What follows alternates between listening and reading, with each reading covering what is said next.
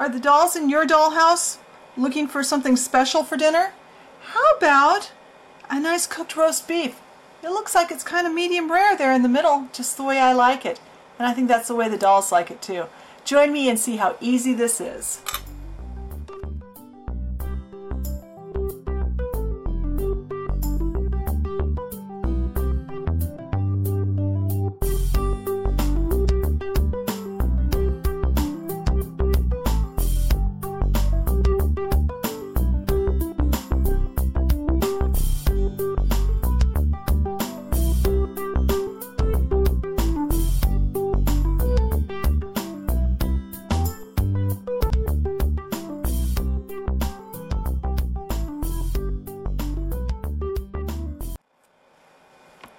Alright, to make our cooked roast beef, we're using the leftover raw meat color that I used when I made the raw roast a few weeks ago. So that color, I will put the color, the formula in the blog post for this.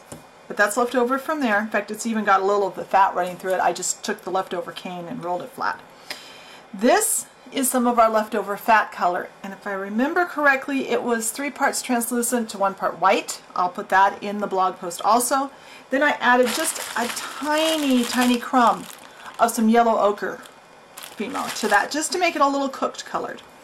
Then I have some cooked roast color, cooked beef color, and for that it is basically I took some of this meat mixture and I added some dark brown, some chocolate, and a tiny, I think I had to use a tiny bit of black. What I recommend is get either some cooked roast beef, some real roast beef, or use a really good photograph from online or from a cookbook. I actually matched the color in one of my cookbooks to the cooked meat because I don't have any cooked roast beef right now. So those are our 3 colors of clay. I am going to roll these out thin, and I'll show you how it's set up, and we're going to do a Skinner blend, which I taught you how to do last week. So let me get my colors both rolled on the number 2 setting on my pasta machine, because that gave me a rectangle about the size I wanted. Now I've just very lightly, let's make sure I'm staying in camera, laid these together, and I'm cutting 2 rectangles. Now, because I want some of each color on each end, some of the colors on the ends of my finished blend, I'm cutting them offset. Now, unfortunately this clay is pretty soft, so there we go. This is why you want to go gently when you put it down. Okay. Now hopefully I can get the red off of the brown here without tearing it up too much. There we go.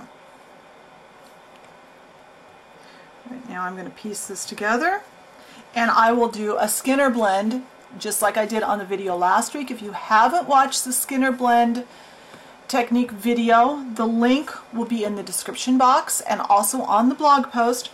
But I'll go to my pasta machine and I'll do a Skinner blend, and then I'll be back. My Skinner blend done. That was rolled through just 20 times. It doesn't need to be a perfect blend for this use. And I also rolled my fat color through at the thinnest setting on my pasta machine. Now I will say I've got this little tray. This is just a metal mini from Dollhouse Portal. The link to that, to her website, is actually in the Metal Minis blog post. So I'll try to remember to put it in this one too. I just did a primer coat and then sprayed it with a silver paint is all I've done there. So I want my roast to fit somewhat on there. My roast is going to be a little thin, but it'll work.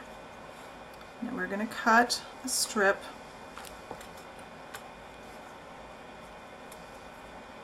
Should have mixed just a little more clay than I did, but this will be okay. Now depending on how much of your roast you want rare in the middle, how much red you leave, and how much you want it well done on the outside. We are going to just roll it up, and we're turning this Skinner blend into a bullseye cane with the red in the middle, because that's our rare meat, and then our cooked meat on the outside. Now I'm going to roll it down. I should have made a larger piece, but I didn't want to do that today. So my roast is going to be a little smaller. I didn't want to have to mix more red. I was being lazy. But there we go. And I think, because I want it to be a little bigger. Oops, did not mean to do that. I'm going to take some of the leftover of the brown color and just very quickly make enough to roll over around the outside a little bit. There. That way it's a little bigger around now. That's a better size. But this is just one of many uses for our Skinner blend.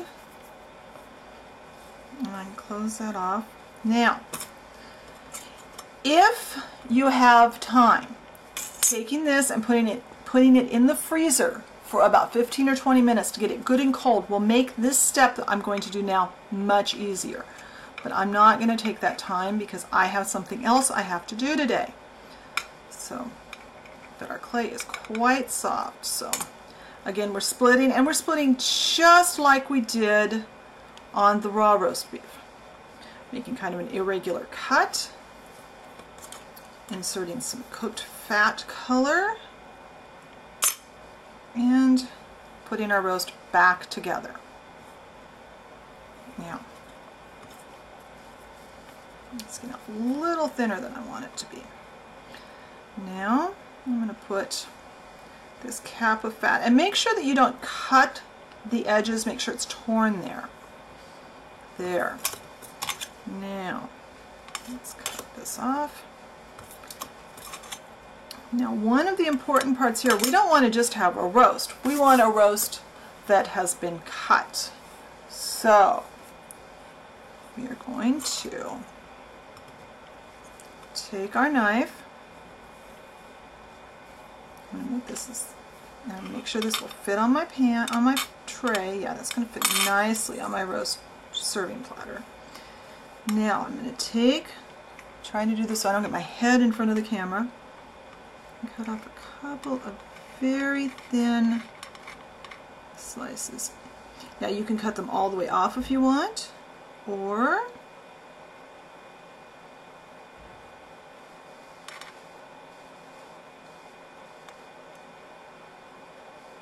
come on, lay it down.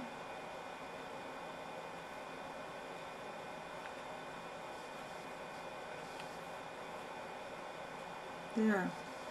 Now I'm going to cut a few slices off of this end, and I'm going to cut them all the way off.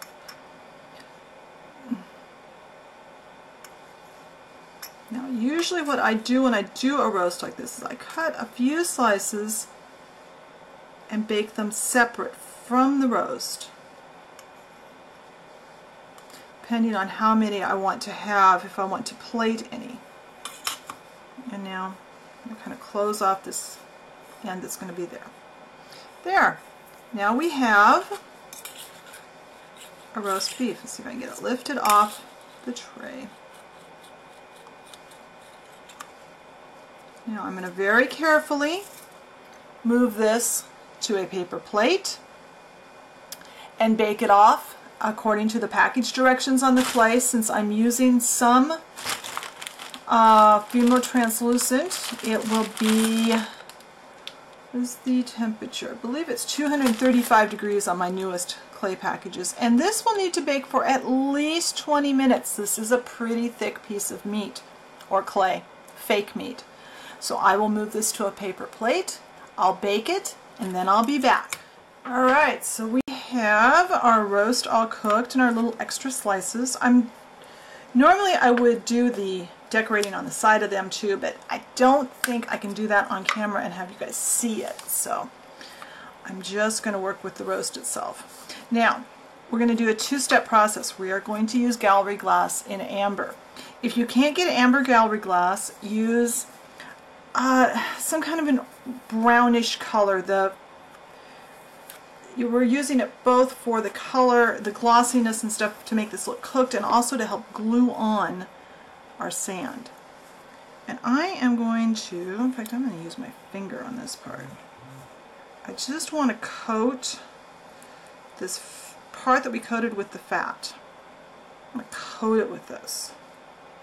Then I want to get it on the edges here. See if I can do this without my hand shaking.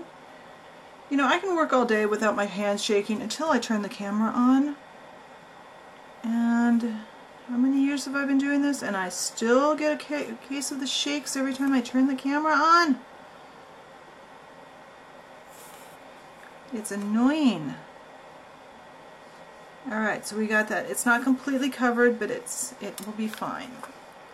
Then, working over a piece of paper so we don't make a mess, I just have some brown craft sand. You get this at the craft store. I've even seen it at Dollar Tree a few times. We're going to try and coat as much of this on the top. And I'm doing it over the paper so that I can now, when this gets dry, I can pour the sand that doesn't stick into the bag again. I don't lose it all. Let's see if I can get a little more. Normally I would let this dry, by the way, but I kind of like to get the video done right now, so let's see if it's going to do me any good to do this now.